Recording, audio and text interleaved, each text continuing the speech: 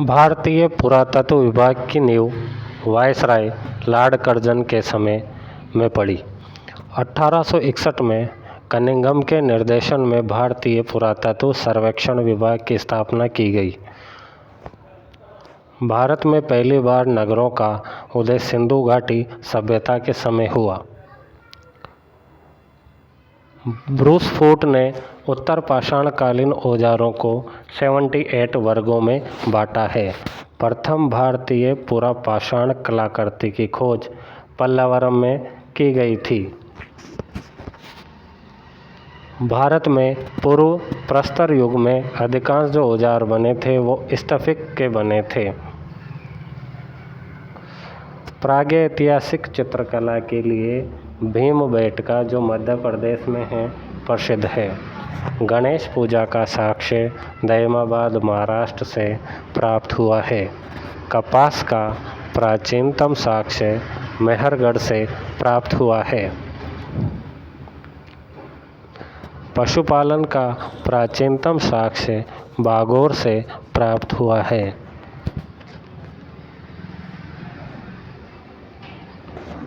भारतीय उपमहाद्वीप में पालतू भैंस के प्राचीनतम साक्ष्य मेहरगढ़ से प्राप्त हुए हैं।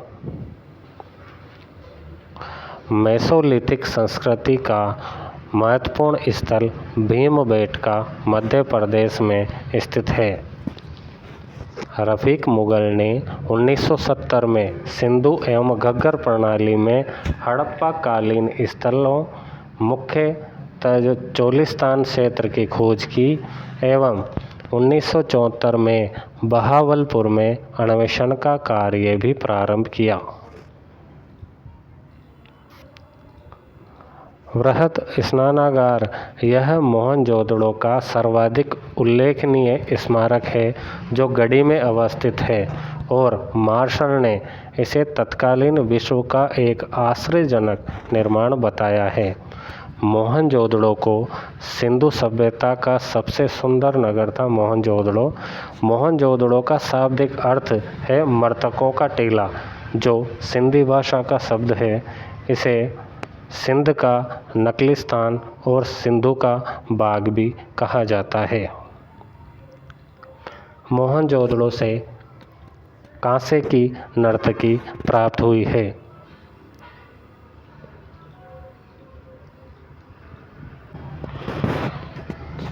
मोहनजोदड़ो से कांसे की नर्तकी प्राप्त हुई है।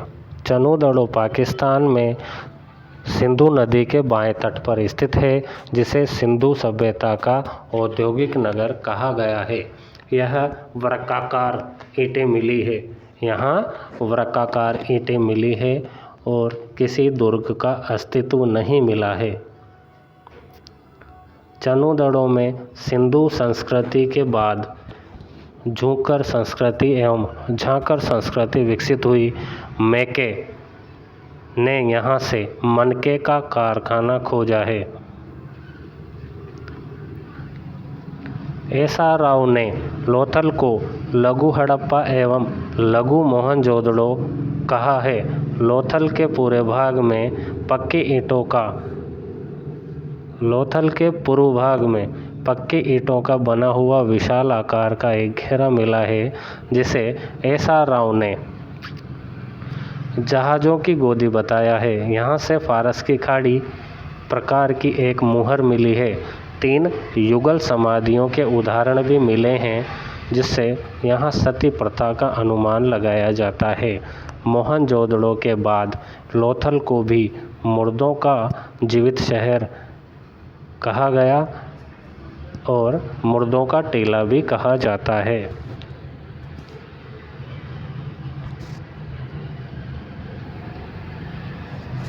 डॉक्टर दशरथ शर्मा के अनुसार कालीबंगा को सैंधव सभ्यता की तीसरी राजधानी कहा गया है।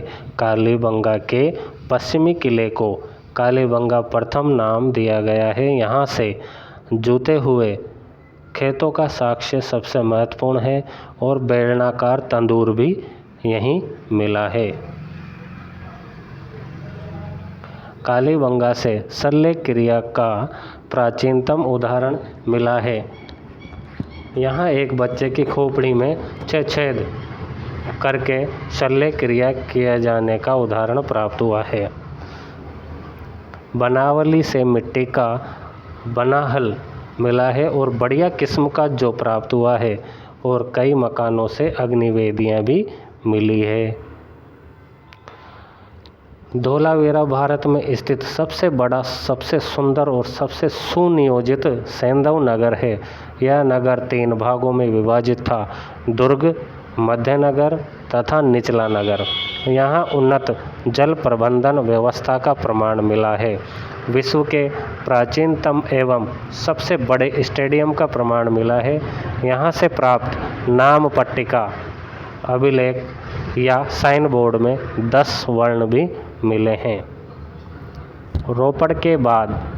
रोपड़ आज़ादी के बाद भारत में प्रथम उत्खनन स्थल था। यहाँ से मनुष्य के साथ पालतू कुत्ते के दफनाए जाने के प्रमाण मिले हैं। कुणाल एकमात्र ऐसा पुरा स्थल है जहाँ से चांदी के 2 मुकुट मिले हैं। सुरकोटड़ा से घोड़े के अस्थिपंजर प्राप्त हुए हैं। रोजदी से हाथी के अवशेष मिले हैं। संपूर्ण प्रदेश में शासन को सुव्यवस्थित रखने के लिए कदाचित 2 शासन केंद्रों अथवा राजधानियों की स्थापना की गई। उत्तर में हड़प्पा और दक्षिण में मोहनजोदड़ो की स्टुअर्ड प्रगट ने इन्हें विस्तृत साम्राज्य की जुड़वा राजधानी बताया है। दशरथ शर्मा के अनुसार सैंधव साम्राज्य की तीसरी राजधानी कालीबंगा में थी। सैंधव मात्र प्रधान था। सैंधव समाज जो था वो मात्र प्रधान था। यहाँ के लोग शाकाहारी मांसाहारी दोनों प्रकार का भोजन करते थे। वस्त्र सूती और ऊनी दोनों प्रकार के होते थे। और पासा जो था यहाँ का या इस युग का मुख्य खेल था। 7 पासे प्राप्त हुए हैं। हड़प्पा से प्राप्त एक आयताकार मोहर में स्त्री के गर्भ से पौधा निकलता दिखाया गया है। यह संभवतः उर्वरता की देवी की प्रतिमा है। मोहनजोदड़ो से एक स्त्री की मूर्ति मिली है जिस पर पंखे के समान आवरण दिखाई दे रहा है।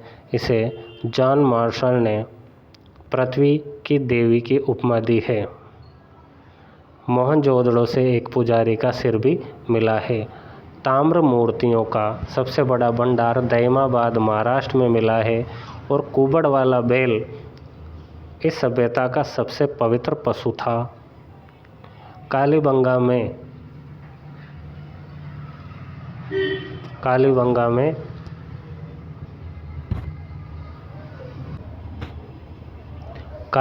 में एक सौ दक्षिण उत्तर दिशा में, लोथल में पूर्व पश्चिम दिशा में और रोपड़ में पश्चिम पूर्व दिशा में लिटाया गया प्राप्त हुआ है।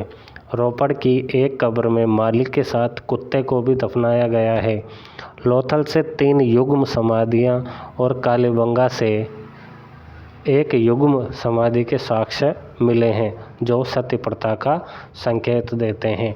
दोस्तों, आपको ये सिंधु सभ्यता टॉपिक को लेकर क्वेश्चन कैसे लगे, आप ज़रूर रिप्लाई करें, कमेंट करें और चैनल पर नए हैं तो सब्सक्राइब करें, अपने दोस्तों को शेयर करें। धन्यवाद।